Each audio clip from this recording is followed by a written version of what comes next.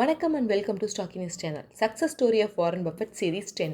Warren Buffett வயசு உள்ள பசங்களாம் நியூஸ் பேப்பரில் விளையாட்டு செய்திகளை ரொம்ப மும்முரமாக படிச்சுட்டு இருந்த டைமில் வாரன் பஃபெட் மட்டும் ரொம்ப கவனத்தோட வணிக செய்திகள் எல்லாத்தையும் படித்து முடிச்சிருவாராம். வாரன் பஃபெட்கே பாடம் சொல்லி கொடுக்குற டீச்சர்ஸ்லாம் கூட பங்குச்சந்தையில் ஏதாவது சந்தேகம் அப்படின்னு இருந்ததுன்னா அதை கூச்சப்படாமல் வாரன் பஃபெட் கிட்ட கேட்டு தெரிஞ்சுப்பாங்களாம். 1947 17 வயசு ஃபுல்லாக கம்ப்ளீட்டான டீனேஜ் பையனாக வாரன் பஃபெட் அடுத்த ஒரு ஸ்டேஜுக்கு போகிறாரு. என்னென்னா பள்ளி படிப்பு எல்லாத்தையும் முடிச்சுட்டு கல்லூரிக்கு போகணும் அப்படின்னு சொல்லி முடிவு பண்ணுறாங்க. அப்போ அவர் கையில் இருந்த சேவிங்ஸ் $5000. அந்த $5000 பேப்பர் போட்டு சம்பாதிச்ச காசு மட்டும் இல்லாமல் இன்னும் சிறுக சிறுக கிடைச்ச வேலை எல்லாமே செஞ்சு அவர் சேமித்து வச்சுருக்காரு.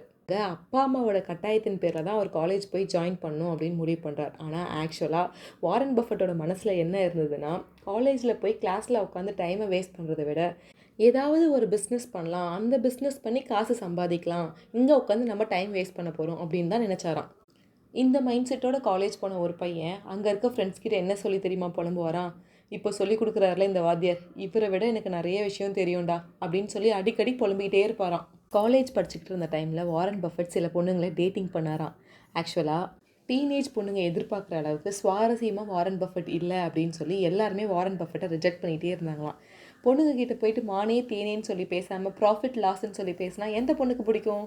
வாரன் பஃபெட் பொண்ணுங்க பின்னாடி சுற்றி டைமை வேஸ்ட் பண்ணாமல் இந்த சாப்டர் நமக்கு செட் ஆகாது அப்படின்னு சொல்லி இந்த டேட்டிங் எல்லாத்தையும் ஓரம் கட்டி வச்சுட்டு உருப்படியாக வேறு ஏதாவது செய்யணும் அப்படின்னு முடிவு பண்ணிட்டாரு. 1948 ஒரு எலெக்ஷன் நடக்குது. அந்த எலெக்ஷனில் மறுபடியும் வாரன் பஃபெட்டோட அப்பா நின்று தோற்று போயிடுறாரு.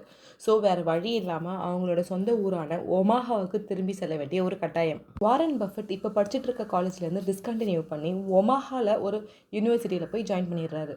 வாரன் பஃபெட் எப்பயுமே ஒரு ஃபுல் டைம் பிஸ்னஸ் மேனாக மட்டும்தான் இருந்திருக்காரு. பார்ட் டைமில் மட்டும்தான் இந்த படிக்கிற விஷயமே பண்ணியிருக்காருன்னு வச்சுக்கோங்களேன். பஃபெட்க்கு ஒமாஹா பல்கலைக்கழகத்தில் போய் ஜாயின் பண்ணதுக்கப்புறம் ஒரு பிஸ்னஸ் ஐடியா வந்திருக்கு. அது என்ன, தினப்பத்திரிகை, வார பத்திரிகை அப்படின்னு நிறைய புக்கெலாம் வரும். இப்போ நம்ம ஊரில் குங்குமம், குமுதம், ராணிமுத்து அப்படின்ற வார இதழ்கள்லாம் வருதுல்ல, இது கூட சேர்த்து நியூஸ் பேப்பரையும் எல்லா வீட்டுக்கும் டெலிவரி பண்ணணும்னு வாரன் பஃபெட் முடிவு பண்ணிட்டார். அதனால் அவருக்கு கீழே ஒரு 50 பேரை வேலைக்கு சேர்த்து வெற்றிகரமாக அந்த பிஸ்னஸில் நல்ல ப்ராஃபிட் பண்ணியிருக்காரு. ஒரே சமயத்தில் படிப்பையும் பிஸ்னஸையும் ரொம்ப ஈக்குவலாக பேலன்ஸ் பண்ணி வெற்றிகரமாக டிகிரி முடிச்சு வெளியே வந்துட்டார். அவர் யூஜி படித்து முடிக்கிறப்போ அவர் கையில் இருந்த சேவிங்ஸ் $9800.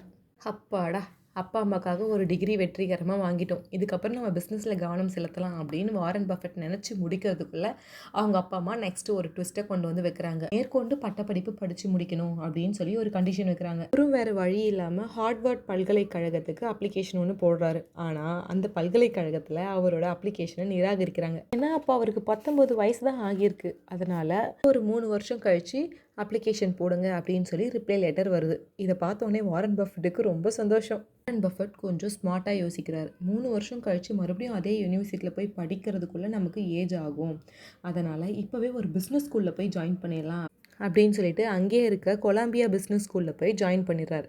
அந்த யூனிவர்சிட்டியில் ஒர்க் பண்ணிட்டு இருந்த ஒரு டீச்சரை அவர் தன்னோட மானசீக குருவாக ஏற்றுக்கிறாரு. அப்படி என்ன அவர்கிட்ட ரொம்ப ஸ்பெஷல்? இதை நம்ம அடுத்த சீரீஸில் பார்க்கலாம். தேங்க்யூ ஃபார் வாட்சிங் ஸ்டாக்கினிஸ் சேனல்.